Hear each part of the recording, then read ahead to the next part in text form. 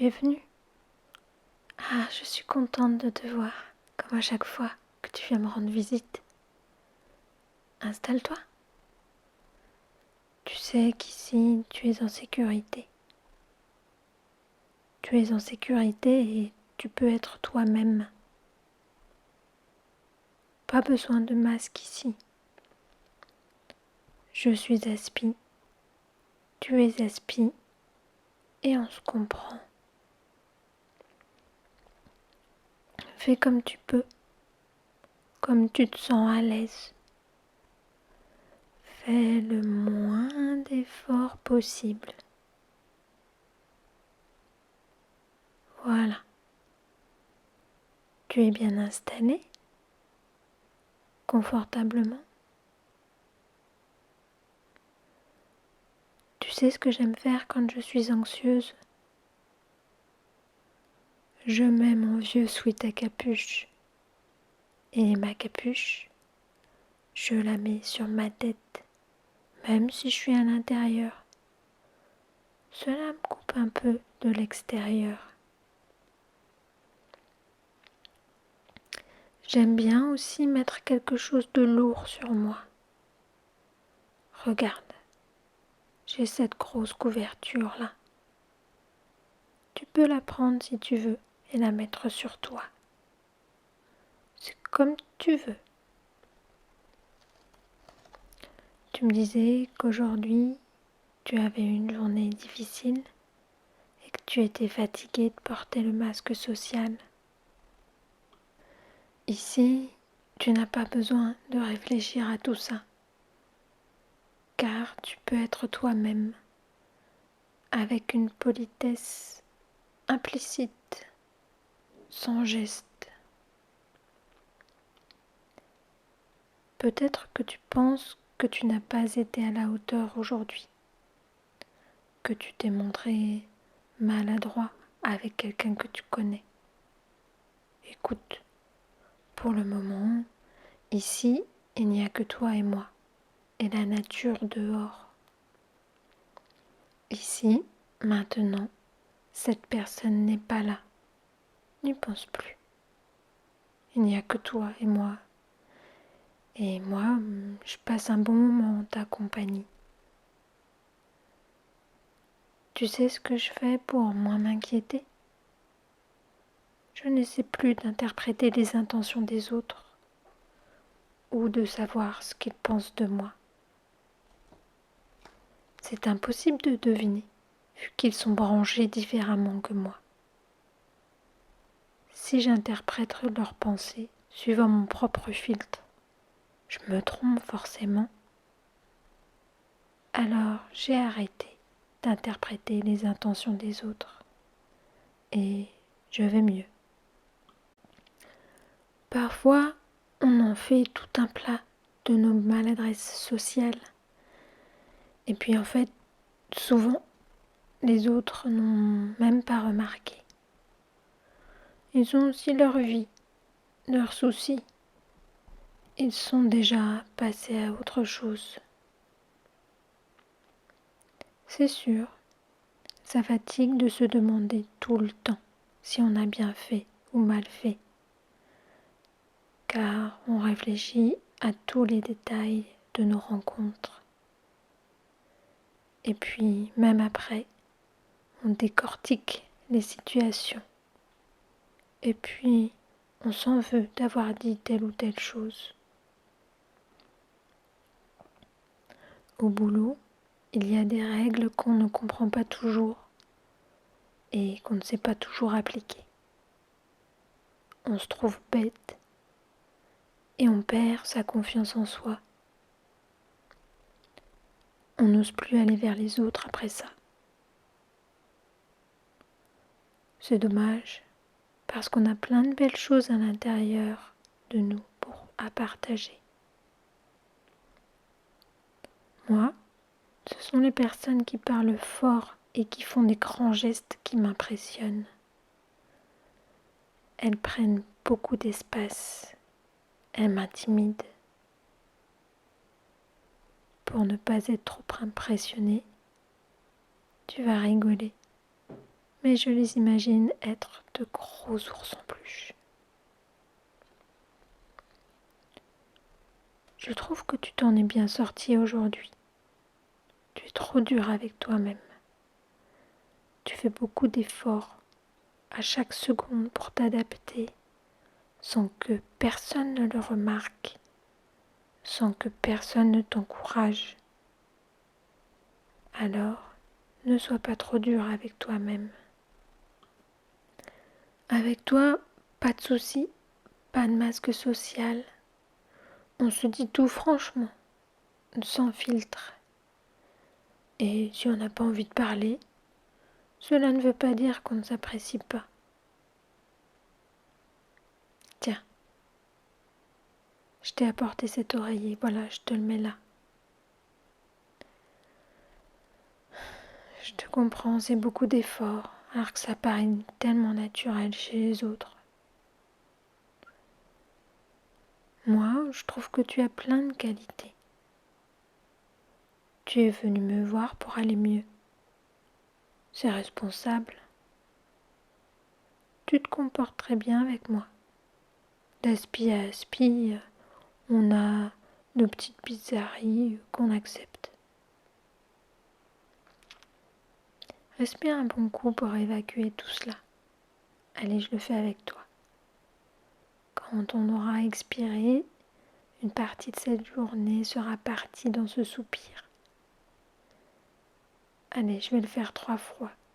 Tu fais avec moi?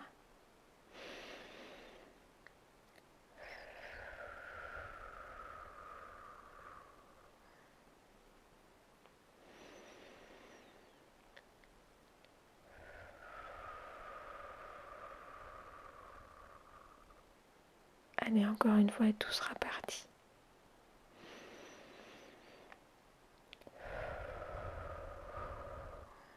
Une bonne expiration, ça fait du bien.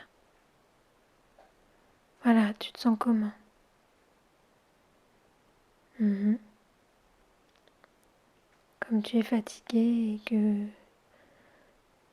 tu dois te ressourcer, je te propose de te faire une petite lecture. Ça te va? Je me suis préparé un petit café.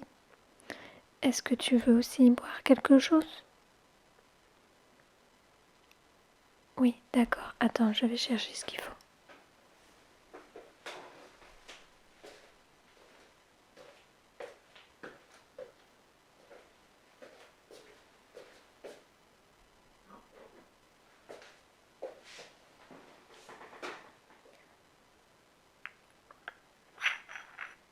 Voilà, je te pose ta tasse ici de thé. Tu as vu ce joli petit pot? Il m'a été offert par une amie et il vient de Chine.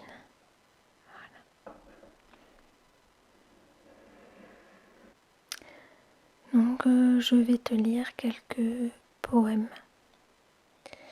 Le premier poème est un poème de Lamartine qui provient du recueil Méditation poétique et qui s'intitule Le lac. C'est un extrait, ce sont les 9 premières strophes. Ainsi, toujours poussés vers de nombreux rivages, dans la nuit éternelle, emportés sans retour, ne pourrons-nous jamais, sur l'océan des âges, jeter l'ancre un seul jour? Ô lac, l'année à peine a fini sa carrière et près des flots chéris qu'elle devait revoir, regarde. Je viens seul m'asseoir sur cette pierre où tu la vis s'asseoir. Tu mugissais ainsi sous ces roches profondes, ainsi tu te brisais sur les flancs déchirés, ainsi le vent jetait l'écume de tes ondes sur les pieds adorés. Un soir, t'en souvient-il, nous voguions en silence. On entendait au loin, sur l'onde et sous les cieux, que le bruit des rameurs qui frappaient en cadence des flots harmonieux. Tout à coup, des accents inconnus à la terre du rivage jamais frappèrent les échos. Le flot fut attentif, et la voix qui m'est chère laissa tomber ces mots.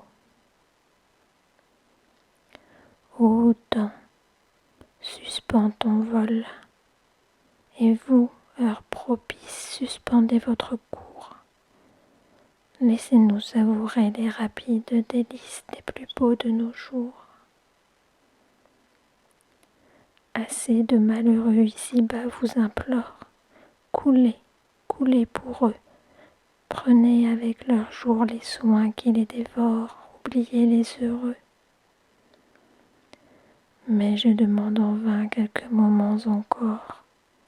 Le temps m'échappe et fuit, je dis à cette nuit, sois plus lente, et l'aurore va dissiper la nuit. Aimons donc de l'heure fugitive, hâtons-nous, jouissons. L'homme n'a point de port, le temps n'a point de rive, il coule et nous passons. Il s'agit maintenant d'un poème de Gérard de Nerval dans le recueil Odelettes rythmiques et lyriques de 1852 qui s'intitule Une allée du Luxembourg. Elle a passé la jeune fille vive et preste comme un oiseau, à la main une fleur qui brille, à la bouche un refrain nouveau. C'est peut-être la seule au monde dont le cœur au mien répondrait, qui venant dans ma nuit profonde d'un seul regard l'éclaircirait. Mais non, ma jeunesse est finie. Adieu doux rayon qui m'a lui, parfum, jeune fille, harmonie. Le bonheur passait, il a fui. Voici à présent un poème de Victor Hugo. Parmi les contemplations de 1856 qui s'appelle Vieille chanson du jeune temps. Je ne songeais pas à Rose. Rose au bois vint avec moi. Nous parlions de quelque chose, mais je ne sais plus de quoi. J'étais froid comme les marbres. Je marchais à pas distraits. Je parlais des fleurs, des arbres, et son œil semblait dire « après ». La rosée offrait ses perles, le taillis ses parasols. J'allais, j'écoutais les merles et Rose les rossignols. Moi, 16 ans et l'air morose. Elle vint, ses yeux brillaient. Les rossignols chantaient, Rose et les merles me sifflaient. Rose, droite sur ses hanches, leva son beau bras tremblant pour prendre une mûre branche.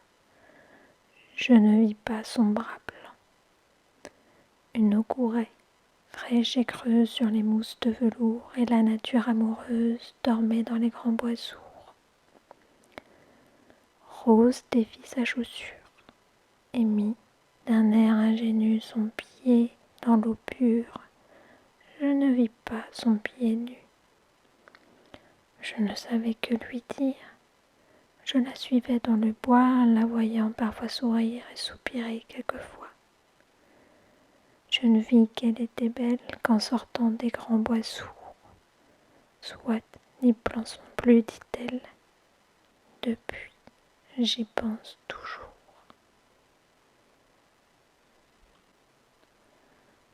Je vois que tu es bien détendu à présent. Je vais te laisser apprécier ce moment de calme. N'hésite pas à t'endormir si tu le souhaites.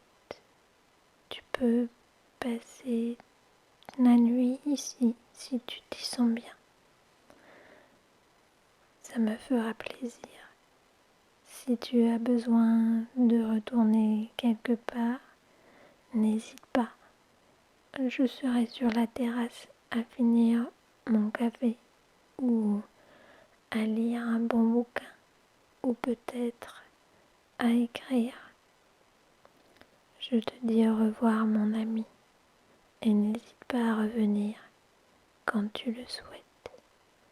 Et surtout avant de partir, n'oublie pas que tu es une belle personne.